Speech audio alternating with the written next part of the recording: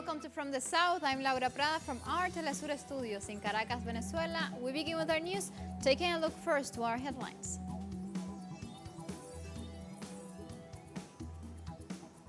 Mexico reported the discovery of remains of one of the 43 disappeared Ayotzinapa students following the resumption of research last November. In the United States, officially started the withdrawal from the World Health Organization. Chinese television published images of India's suspected border provocation.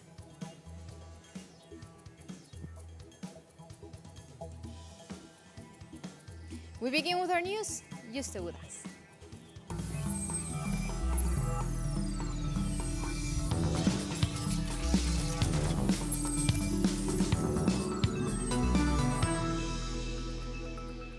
We begin with our news. In Mexico, the Special Investigative Commission for the Ayotzinapa case reported the discovery of the remains of one of the 43 disappeared students following the resumption of searches last November. On June 19, 2020, the University of Innsbruck informed my unit and the Argentine team that after carrying out the analysis concerning the bone fragments sent, one of them corresponded to the student Cristian Alonso Rodriguez Telumbre, one of the young student teachers who disappeared the night of September 26 and 27, 2014. To confirm the results from Innsbruck, the fragments were also analyzed by the Argentine Forensic Anthropology team that finished its review on July 4th, coinciding that one of the bone fragments sent to the Innsbruck lab belongs to the student teacher Cristian Alonso Rodriguez Telumbre. And Latin America is going through a recessive impact derived from the COVID-19 and will end 2020 with the worst economic damage. That was said on Monday by Mexican Alfredo Coutinho, director for Latin America at Moody Analytics.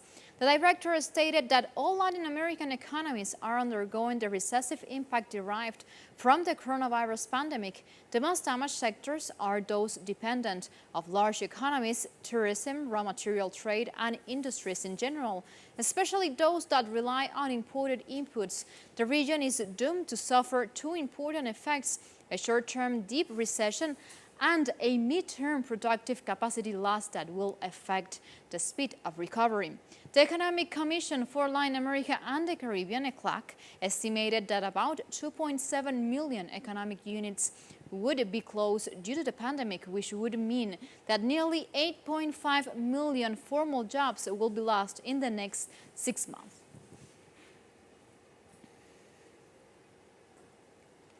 In Bolivia, according to a poll published by the Latin America Strategic Center of Geopolitics, said that Bolivia's movement towards socialism presidential candidate Luis Arce is set to secure 41.9% of the vote in the upcoming elections in September. According to the center, this percentage of popular support would allow Arce to win the presidency in the first round, far exceeding the Bolivian right-wing candidate Carlos Mesa, who is set to secure barely 26.8% of the vote. According to the poll, Janine Áñez, who self-proclaimed herself interim president following the coup last year and also plans to stand as a candidate, has half the vote intention that Mesa enjoys. And the de facto government of Bolivia informed that 3 of its ministers have tested positive for COVID-19. Among those infected are the Health Minister Edi Roca, the Minister of Mining Jorge Fernando Oropesa, and Labor Minister Oscar Mercado. So far, the country registers 1,343 deaths and 39,297 confirmed cases of COVID-19, while unrest of various social sectors are taking place to demand that the government ensure human rights and equality for the Bolivian population. And U.S. Attorney General urged the government of Argentina to pay this Tuesday $224.2 million to investment funds in default. U.S. judicial authorities urged Argentina to pay $224.2 million II investment fund for an unpaid debt in 2001.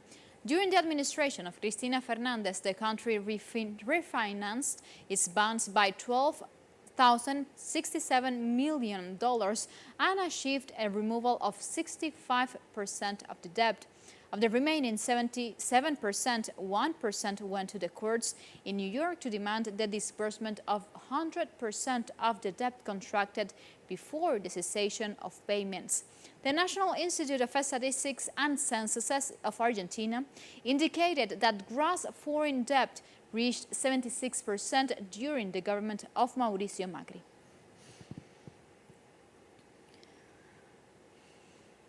And Chilean authorities have reported that the number of coronavirus cases have surpassed 300,000. The COVID-19 rally tally reached 301,019, following a new peak of 2,462 new infections in the last 24 hours. The report, while recording 6,434 deaths from the disease. As many as 1,210,326 tests have been carried out since the widespread testing and tracing began in March. And nationally, there is a 24.87% chance for a positive result during testing. And this Tuesday, Venezuelan Vice President for Communications, Jorge Rodriguez, provided the daily update on COVID-19 figures in the country. Today we must report 239 new coronavirus cases of local transmission and 43 imported cases, for a total number of 282.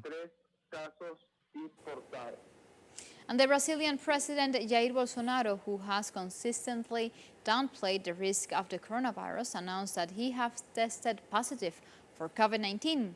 For more news from Brazil, specifically from Sao Paulo, we have the following report from our correspondent, Brian Muir. Welcome.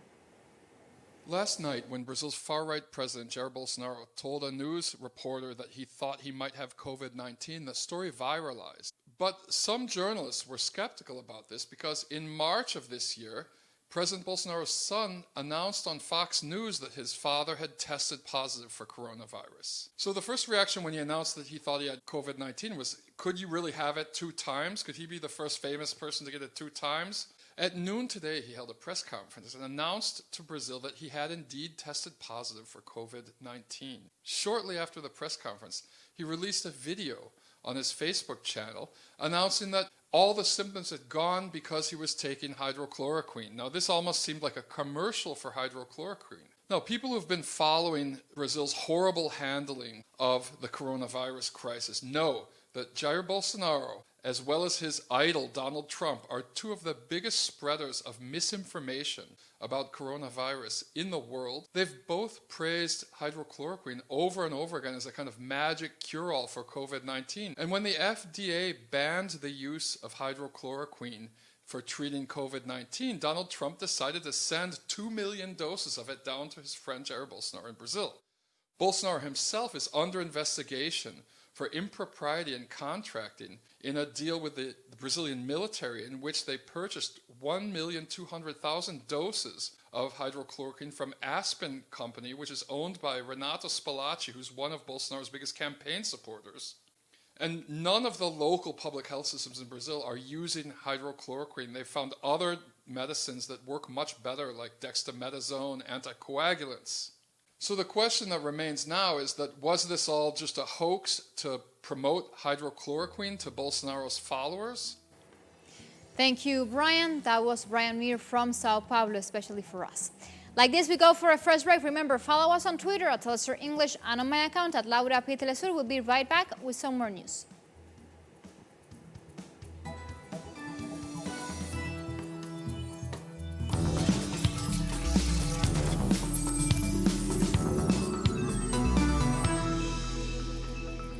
We are back with our news. This Tuesday, a senior administration official confirmed that the White House has officially withdrawn United States from the World Health Organization. United States withdrawal is effective as of Monday and has been submitted to United Nations Secretary General Antonio Guterres. Trump initially announced his intention to withdraw from the WHO in May and has consistently accused the organization of aiding China in covering up the origins of the novel coronavirus. Senator Robert Menendez, a ranking member of the Senate Foreign Relations Committee, tweeted that Trump's response to the COVID-19 pandemic has been chaotic and incoherent, withdrawing from the WHO's aid. The pandemic is just another example. The senator further stated that this decision will not protect the United States' life or interests. And regarding this handling of the pandemic, President Donald Trump on Tuesday launched an all-out effort pressing state and local officials to reopen schools this fall, arguing that some are keeping schools closed not because of the risk from the coronavirus pandemic, but for political reasons. We want to reopen the schools. Everybody wants it. The moms want it, the dads want it, the kids want it. It's time to do it. You know, our mortality rate is right now at a level that people don't talk about, but it's down tenfold. So you look at deaths are way down from this horrible China virus. It's going to be open. We don't want people to make political statements or do it for political reasons. They think it's going to be good for them politically, so they keep the schools closed. No way. So we're very much going to put pressure on governors and everybody else to open the schools, to get them open. And it's very important. It's very important for our country. It's very important for the well-being of the student and the parents. Also in the United States, but in other topics, a district judge from Colombia ordered Dakota access pipeline shut down considering public health and environmental protections. The operations must remain inactive and drained before next August 5 to undergo an environmental assessment. The project of $3.8 billion and 1,172-mile pipeline crosses beneath the Missouri River, which is supported by Donald Trump, affects various regional native tribes such as the Standing Rock Sioux tribe, which draws its water from the river and fears pollution and the associated risk to the environment. Today's ruling was an unprecedented win for the Standing Rock Sioux tribe and all the people around the world that have supported them over the years. The judge got the law exactly right. You need to do environmental analysis on the risks of a thing before you operate it. That's what the tribe has been saying all along since the beginning. It wants a full environmental review of the risks of this pipeline, and it wants its treaty rights respected. Finally, those things are going to happen. We lost the first court battle. We won in the political arena. Then the Trump administration overturned it. We won again, but couldn't stop the pipeline from starting operations. So it's always been an uphill battle, but everything about this fight has been unique. There's no precedent for this fight. We've made history. We're going to keep making history. Moving on to other topics, Serbian demonstrators clashed with security forces in Belgrade during protests against new lockdown measures imposed by the government. Thousands of demonstrators stormed the Serbian parliament, and some managed to enter the building by force in protest over the presidential announcement to reintroduce coronavirus lockdown in the Balkan country. Police fired several rounds of tear gas at the protesters and pushed them back, resulting in some injured and another detained. The new lockdown was announced by the president due to an increase of COVID-19 cases, which amounts 16,719 confirmed cases and 330 virus-related deaths since the start of the pandemic. And nearly 200,000 jobs have been lost in the United Kingdom in just over 3 months. According to research published this Monday by Daily Mail, 59 major companies have shed more than 195,000 jobs since lockdown began in March. The Center for Retail Research revealed that 24,348 roles have gone at insolvent United Kingdom shops and businesses so far in 2020. Meanwhile, the United Kingdom publisher that owns newspapers including the Daily Mirror and the Daily Express is planning to cut 550 jobs as it struggles with the effects of failing sales and advertising during the pandemic. Also, Stockhurst and Harrods Topshop Pret manager John Lewis and other shops in London as UK retailers announced job cuts in the fallout of the COVID-19 pandemic.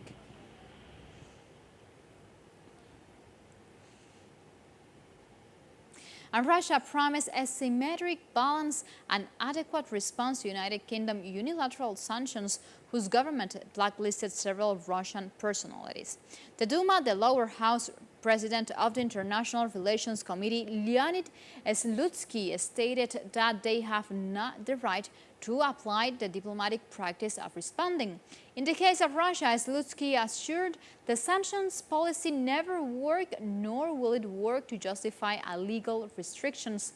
London issued a list of 25 Russian personalities, including the head of the Investigations Committee, Alexander Bastrykin, former Deputy Minister of the Interior, Alexei Anishin, and judges Alexei Krivorushenko and Svetlana Unalevaya.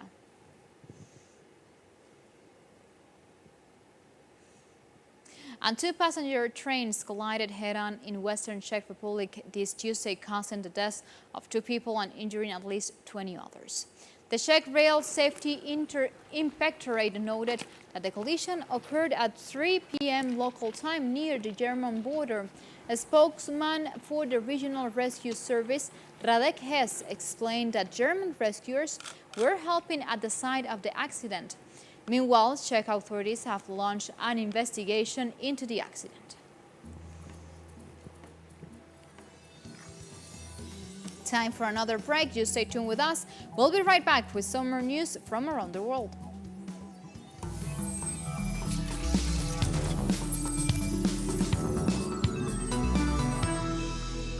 We are back with our news. Chinese television published some images of India's suspected border provocation against China. The images show how apparently India is trying to set up border posts and deploy military personnel in Chinese areas. A few weeks after the confrontation between the two sides, frontier forces, the first round of multi-level talks between China and India was held on June 6. The two sides reached an agreement at the meeting, with the Indian side promising to not patrol and build facilities across the mouth of the Galwan Valley.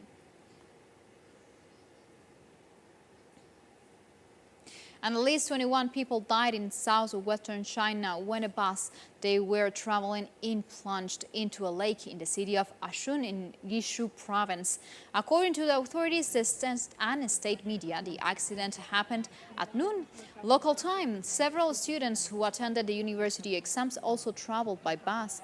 36 people were pulled out from the water, including 21 dead and 15 injured, who were taken immediately to a hospital. In line with China's Ministry of Emergency Situation, 19 fire trucks were mobilized alongside with 21 rubber boats and 97 lifeguards. The cause of the accident has not yet been determined. And a demonstration was seen in Kenya's capital, Nairobi, on Tuesday to demand an end to police brutality. About 100 demonstrators took to the streets to also demand an end to insecurity and denounce a lack of water and other necessities.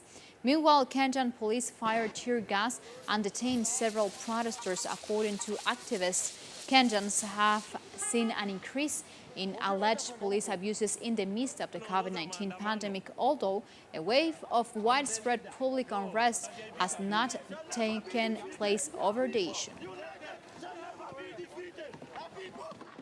We're not going to stand for police brutality anymore as a community, as Kenyans or as people who have chosen to make Kenya our home. We're not going to stand for that anymore, and we're going to keep standing up and peacefully protesting until that message gets through. We are not harmed, and we wanted just to take our petition very peacefully. And if you can see, they are very harmed. They have arrested some of us, and they have injured some of us. Even in that vehicle, there is one of us who has been arrested. And the UN Refugee Agency has noted the efforts of the Ugandan government to host refugees coming from the Democratic Republic of the Congo, after authorities allow a temporary opening of 2 border points leading to the entrance of over 3,000 refugees fleeing conflicts. The new arrivals were previously part of a larger group of approximately 45,000 people, according to local DRC authorities, who had attempted to flee towards the Ugandan border shortly after deadly clashes erupted between armed militia groups in Ituri province on 17th and 18th of May. Some of the refugees shared heart-wrenching accounts of militia attacks on their villages to our staff. Many of them told us they were separated from their families and had little time to pack any belongings or look for family members before fleeing. Very few were able to carry personal items, and most fled barefoot with only the clothes they were wearing. UNHCR welcomes the decision of the government of Uganda to allow the group of refugees to enter the country and receive life-saving aid and protection. This effort demonstrates how, through quarantines, health screenings, and other measures, states can uphold their obligations under international law during the pandemic, while at the same time limiting potential transmission of the virus. And the Turkish Coast Guard announced it had intercepted a tanker carrying nearly 300 migrants on their way to Greece, adding that 8 suspected smugglers had been arrested.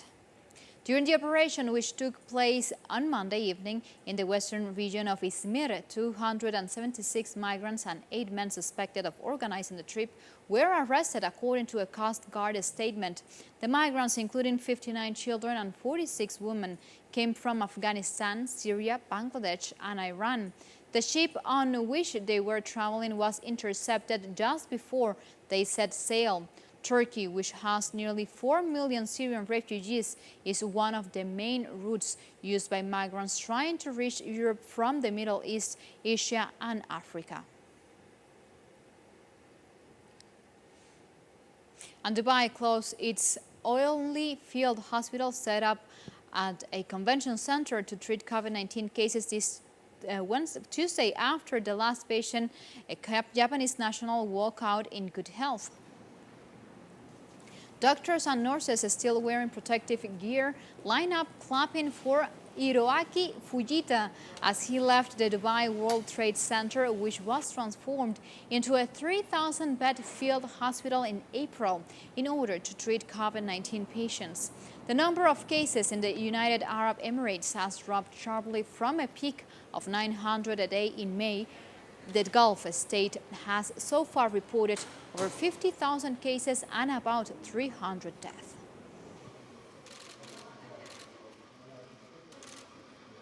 Today, on the July 7th, we witnessed the discharge of the last COVID-19 patient from the Dubai Field Hospital. So now we will close the field hospital, which has continued with us since the 14th of April in treating COVID-19 patients with a clinical capacity of 3,000 beds and a capacity of 1,800 beds for intensive care. But thanks God, we did not use all of these beds. We only used 1,290 beds. Thanks to the efforts of the government and the efforts of the medical staff behind me, we have been able to put the pandemic under control.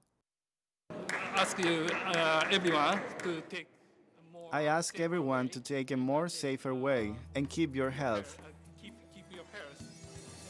Like this, we've come to the end of today's brief. Of course, you can find this and much more other information on our website, TulsaEnglish.net, where you can read opinion articles, watch special interviews, and of course, find so much more material that we produce especially for you. And of course, keep yourself updated about the latest news regarding COVID-19 and much more information we produce especially for you.